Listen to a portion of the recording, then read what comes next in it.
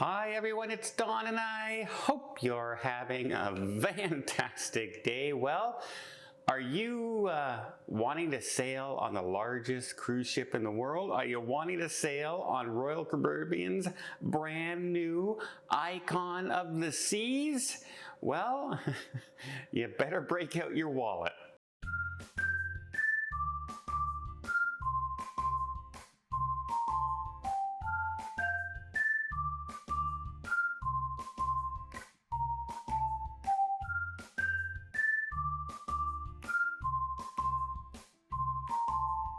Well, if you've been following myself or even Tony over on La Lita Loca, you know we were pricing the Icon of the Seas now for quite some time and noticed that the pricing on that ship was significantly higher than many other ships in the fleet, and I mean significantly higher.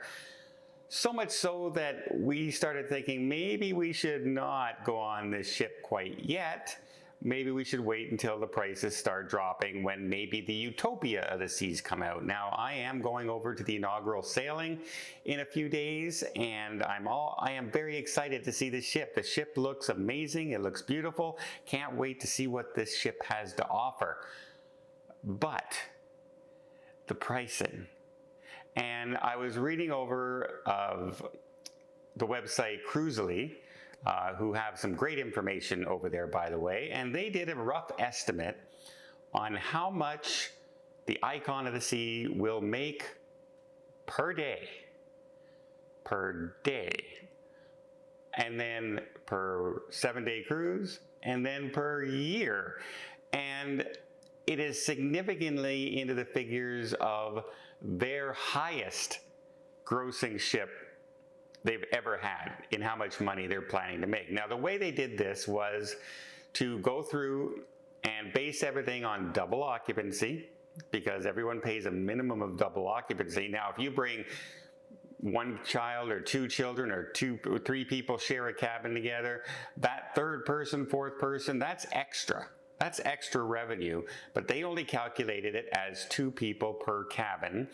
And this ship, for the majority of the first year in business, is sold at 110%, which means there are a lot more 3, 4, and 5 people in those cabins than the 2 people it says there, because many can hold 3, 4 people on board. Well, they found out that roughly in a 7-day cruise, if you just go by the cabins on 100% sailing, remember it's sailing at 110%, they were making an estimate of about $16,386,000 per 7-day cruise.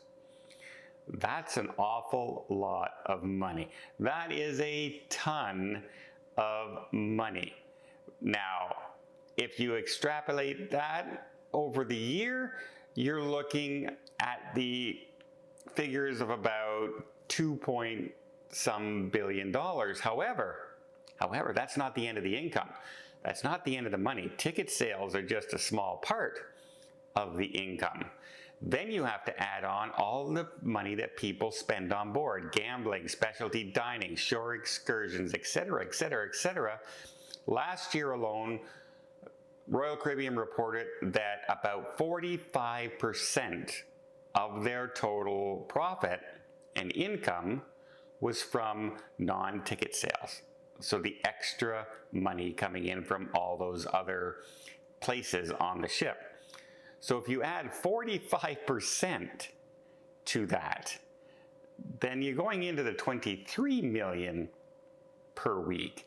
But if you add that over the year, 365 days a year, that brings the estimated revenue to a whopping $1.24 billion. Billion, with a B, billion dollars. Now, of course, that's just the money that's coming in. There are expenses. You have salaries, ship maintenance, fuels, etc., paying to go through, if you went through the Panama Canal, you have to pay for that. That's hugely expensive too. There's all kinds of things they have to pay for out of this money. But it's still the highest grossing income from their ship. Now, this ship is estimated to have cost about $2 billion.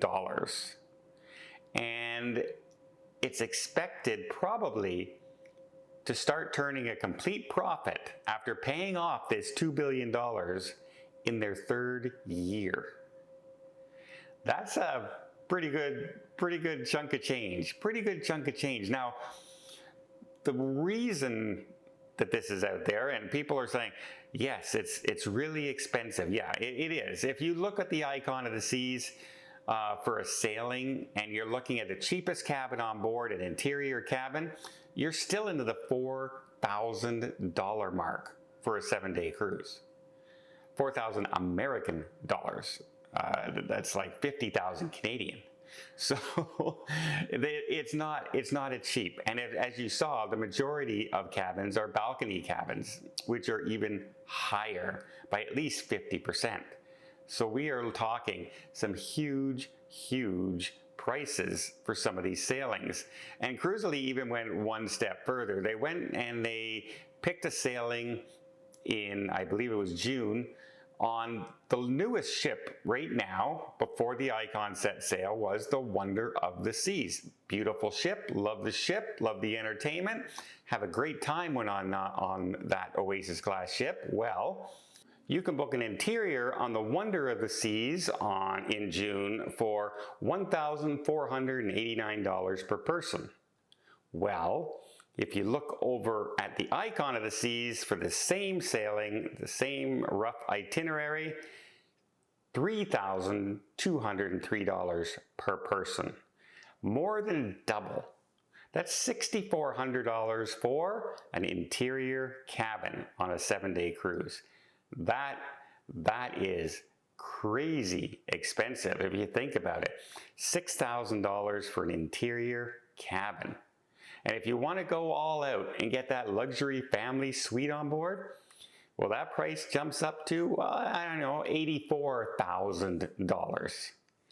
Yeah, it's kind of crazy. But guess what? We seem to be willing to pay it. We seem very okay with paying these prices because the ship is almost sold out for the entire year. Even though the Utopia of the Seas will be coming out later on this year. So we have another brand new ship coming out from Royal Caribbean, yet this ship is still selling out for a year. That is impressive. And let's see if it lives up to the hype, because if you get on board and it seems really crowded, or it seems, like I'm a little concerned about the area where the suites are in the aft of the ship, because that's the family fun zone. Now, if you're family and you're booking back there, that's really convenient. But if you're, a retired couple and you usually go in suites and you like the aft because you get the aft view, or you're used to watching the Aqua show on the Oasis class ships, well, now you're not watching that. Now you're listening to the kids play in the splash zone down below. That is a completely different feel for the cruise. Will that pan out, or will people start not wanting to stay in that area if it gets too loud? Royal Caribbean is really good at making areas spacious and spreading the crowds out on their ships. And they have even more destination areas on this ship for people to go and do. More entertainment venues than normal. And so I think they're going to do a great job at it. And I'm hoping that this ship is a big success for them, because they have 3 more so far coming out. One of them's already being built, and they just had the steel ceremony for their 3rd Icon of the Seas just last week. So yeah, they're kind of all in on the Icon of the Seas. But as you get bigger and bigger and bigger and bigger, these ships can't go into most cruise ports. They have to go into the major cruise ports, and that's it.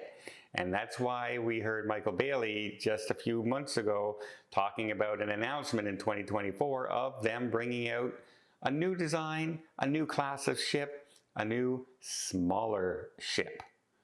And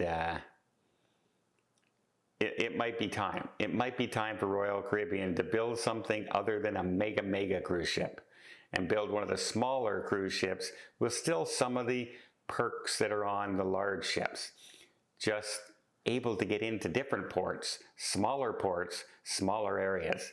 But if the Icon of the Seas sailings right now are any indication, right now Royal Caribbean's banking on that money. Imagine you bringing out a cruise ship that you can now charge double what you were charging on your last ship you built that everyone was excited about. Oh man, they should bring out a new class every year. And then people would be excited about that and then make double income again. Don, don't give them any more ideas. We definitely don't want to be paying more than double of what we're already paying to get on the Icon of the Seas. It is crazy, crazy pricing. But guess what? If customers are willing to pay it, then they're doing exactly what they should be doing as a business. And I do not hold that against them whatsoever. Well, what do you think? Do you think the pricing is a little outrageous, but hey, you're going to go anyway because you want to experience it? I think that's how most people are viewing the Icon of the Seas. Again, great article over on Cruisily if you want to go over and check it out. They really break it down quite significantly, and just remember, that income is not total money in their pocket because they have all those expenses to run. And when you're running the largest cruise ship in the world, you have the largest cruise expenses in the world as well. Well, I hope you appreciate this video. If you did, please give it a thumbs up. Want to see more tips, more tricks, more travel vlogs from around the world? Hit that subscribe button. Until next time, have yourself a safe and a great vacation.